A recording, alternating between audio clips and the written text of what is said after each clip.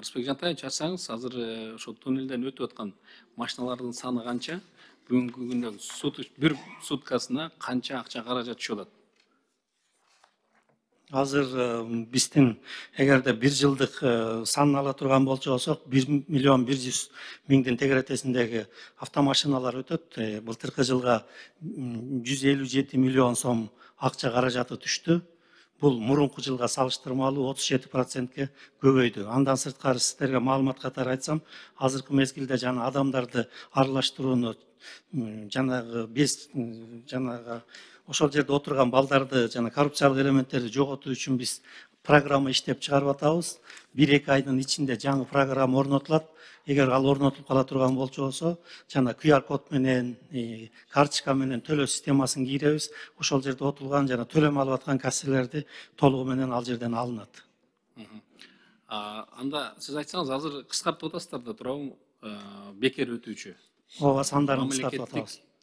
Жана жеке жактарды канча кыскарып атат?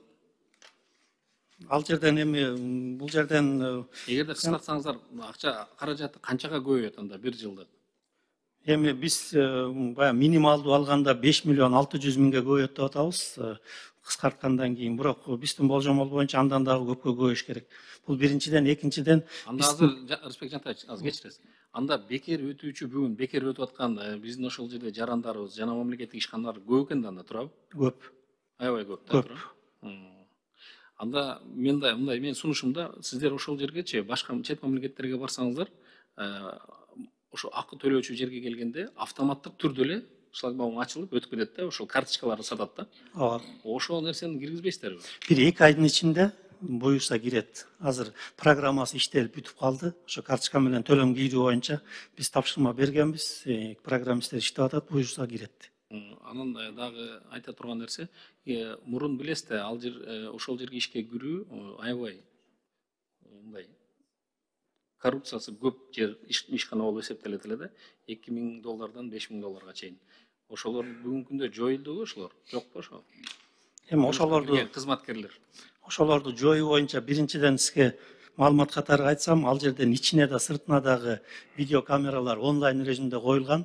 Жана алардын камералары администрация президенттеги ситуационный центрге да түздөн түз туташтырылган.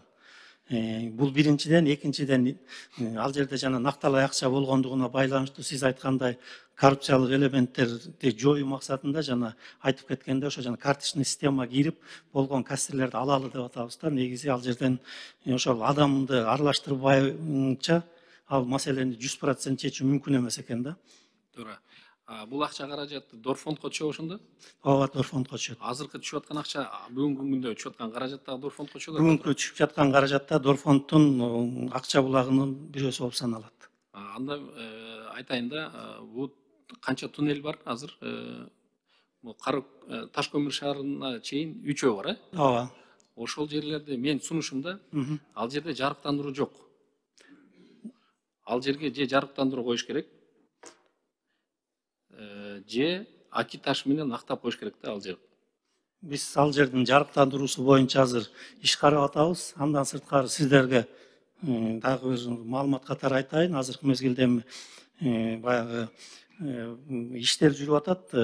Кара көл менен Шамал сайдын ортосунда 400 километрге 750 метрлик туннель курулуу да каралган. Азыр биз Чайка Япониялык агенттиги менен иш жүргүзүп атабыз. Ал эми сиз айткан туннелдердин ичин жарыктандыруу боюнча иштер жүрүп атат да.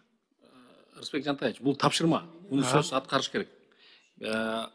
Япондор курган туннелди көрсөңүз, баягындай күн нурунан жарыктандыруу коюп койду.